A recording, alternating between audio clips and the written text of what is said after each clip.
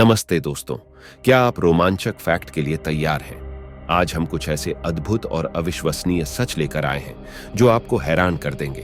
तो चलिए शुरू करते हैं। Fact number 1। तारा मछली अपने खोए हुए अंगों को वापस उत्पन्न करने में सक्षम होती है। तारा मछली अपने हाथ के सिर्फ एक छोटे से टुकड़े से भी खुद को फिर से बना सकती है। तारा मछली ऐसा करने में सक्षम होती है क्योंकि उनके पास एक विशेष प्रकार की कोशिकाएं होती हैं जिन्हें स्टेम सेल कहा जाता है। स्टेम सेल किसी भी प्रकार की कोशिका में विकसित हो सकती हैं, इसलिए उनका उपयोग क्षतिग्रस्त ऊतकों की मरम्मत के लिए किया जा सकता है। जब एक तारा मछली अपना अंग खो देती है तो स्टेम सेल घाव स्थल पर चली जाती है और नई कोशिकाओं का निर्माण शुरू कर देती है। Fact number 2। जेलीफिश धूप में पिघल जाती है क्योंकि उनमें 95% पानी होता है।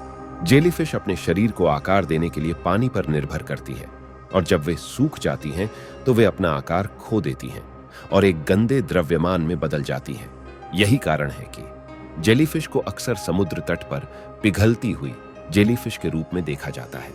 जेलीफिश समुद्र में रहने वाले अकशेरुकी जीव हैं। उनके पास न तो मस्तिष्क होता है और न ही रक्त, और वे अपने शरीर के माध्यम से पानी को पंप करके चलते हैं। जेलीफिश विभिन्न आकार और आकारों में आती है और वे दुनिया भर के महासागरों में पाए जा सकते हैं। कुछ जेलीफिश, जैसे कि बॉक्स जेलीफिश, मनुष्यों के लिए जहरीली हो सकती है। यदि आप जेलीफिश को छूते हैं तो जलन और दर्द का अनुभव करना महत्वपूर्ण है। यदि आपको लगता है कि आपको जेलीफिश ने काट लिया है तो तुरंत चिकित्सा सहायता लें। Fact number 3।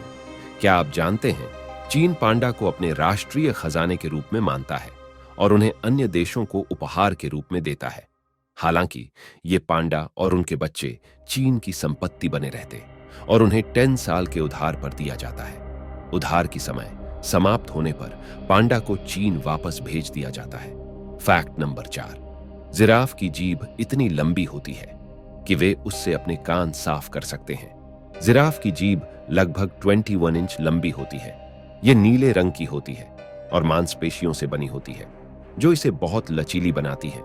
जिराफ अपनी जीभ का उपयोग पेड़ों से पत्तियां चुनने के लिए भी करते हैं। जिराफ दुनिया के सबसे लंबे जानवर हैं।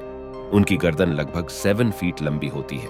यह उन्हें पेड़ों की ऊंची शाखाओं से पत्तियां खाने की अनुमति देता है। जिराफ शाकाहारी होते हैं और वे मुख्य रूप से पत्तियां, फल और फूल खाते हैं। जिराफ अफ्रीका में पाए जाते हैं। वे सवाना और जंगलों में रहते हैं। जिराफ सामाजिक जानवर हैं और वे झुंड में रहते हैं। एक झुंड में 10 से 50 जिराफ हो सकते हैं। Fact number 5। झींगा मछली जमने और पिघलने के बाद फिर से जीवित हो सकती है।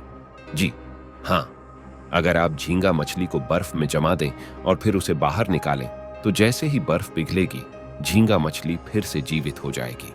ऐसा इसलिए है क्योंकि उनके शरीर में एक विशेष प्रकार का प्रोटीन होता है जो उन्हें बर्फ के क्रिस्टल से होने वाले नुकसान से बचाता है। इस प्रोटीन को एंटीफ्रीज प्रोटीन कहा जाता है। एंटीफ्रीज प्रोटीन झींगा मछली के शरीर के तरल पदार्थों में बांधता है और पानी के अणुओं को एक साथ चिपकने से रोकता है।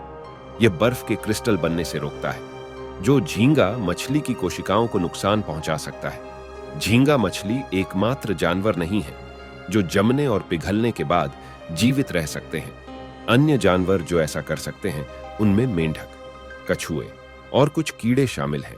Fact number 6। विलुप्त पेंगुइन प्रजाति का पुरातात्विक साक्ष्य है जो लगभग 6 फुट लंबा था। यह प्रजाति, जिसे कुमारी पेंगुइन कुमिमानु फोर्डाइसी के नाम से जाना जाता है, न्यूजीलैंड में लगभग 50 मिलियन वर्ष पहले रहती थी। यह जीवित पेंगुइन प्रजातियों से काफी बड़ा था, जिसकी ऊंचाई लगभग 6 फीट थी। कुमारी पेंगुइन के बारे में जानकारी मुख्य रूप से जीवाश्मों से प्राप्त हुई है, जिनमें खोपड़ी, हड्डियां और अंडे के टुकड़े शामिल हैं। इन जीवाश्मों से पता चलता है कि यह पेंगुइन एक विशालकाय पक्षी था जिसके पास एक मजबूत चोंच और शक्तिशाली पैर थे। वैज्ञानिकों का मानना है कि कुमारी पेंगुइन एक कुशल तैराक और शिकारी था जो शायद मछली, स्क्विड और अन्य समुद्री जीवों पर शिकार करता था। यह पेंगुइन प्रजाति क्यों विलुप्त हुई, इसके बारे में निश्चित रूप से कुछ नहीं कहा जा सकता है। Fact number 7। गैंडे का सींग बालों से बना होता है। आपने सही सुना, यह केराटिन नामक प्रोटीन से बना होता है जो बालों, नाखूनों और मानव त्वचा के बाहरी भाग में भी पाया जाता है। गैंडे का सींग वास्तव में एक सींग नहीं है, बल्कि यह बालों का एक गुच्छा है जो एक साथ बंधा हुआ होता है। यह सींग गैंडे की नाक के ऊपर स्थित होता है और इसका उपयोग आत्मरक्षा और क्षेत्र चिह्नित करने के लिए किया जाता है। गैंडे के सींग में कोई हड्डी या तंत्रिका नहीं होती है, इसलिए यह दर्द रहित होता है। गैंडे का सींग अंदर से खोखला होता है, जबकि अन्य जानवरों के सींग ठोस होते हैं। गैंडे का सींग बालों की तरह लगातार बढ़ता रहता है। यदि यह किसी कारण से टूट जाता है तो यह फिर से बढ़ जाएगा। फैक्ट नंबर 8, मेंढक पानी पीता है, लेकिन वह मुंह से नहीं पीता। मेंढक अपनी त्वचा के माध्यम से पानी सोखता है। मेंढक की त्वचा पतली और नम होती है और यह पानी के अणुओं को पार जाने देती है। त्वचा के नीचे मेंढक की रक्त वाहिकाएं होती हैं जो पानी को शरीर के बाकी हिस्सों तक ले जाती हैं। इस प्रक्रिया को ऑस्मोसिस कहा जाता है। ऑस्मोसिस एक प्राकृतिक घटना है जिसमें पानी एक अर्धपारगम्य झिल्ली के माध्यम से उच्च सांद्रता वाले क्षेत्र से कम सांद्रता वाले क्षेत्र में बहता है। मेंढक के लिए ऑस्मोसिस महत्वपूर्ण है क्योंकि यह उन्हें पानी में रहने और हाइड्रेटेड रहने की अनुमति देता है। हालांकि मेंढक कभी-कभी अपने मुंह से पानी भी पीते हैं, खासकर जब वे बहुत गर्म या शुष्क वातावरण में होते हैं। यह तो बस शुरुआत है। दुनिया में ऐसे कई अद्भुत और हैरान कर देने वाले फैक्ट्स हैं जिन्हें जानना आपके लिए बेहद दिलचस्प होगा। तो बने रहिए हमारे साथ और जानिए हर दिन कुछ नया और रोमांचक। आपको कौन सा फैक्ट्स सबसे ज्यादा पसंद आया, हमें नीचे कमेंट्स में जरूर बताएं। और भी मजेदार फैक्ट्स के लिए हमारे channel fact box Hindi channel को सब्सक्राइब करें और बेल आइकन दबाना न भूलें। तब तक के लिए अलविदा दोस्तों।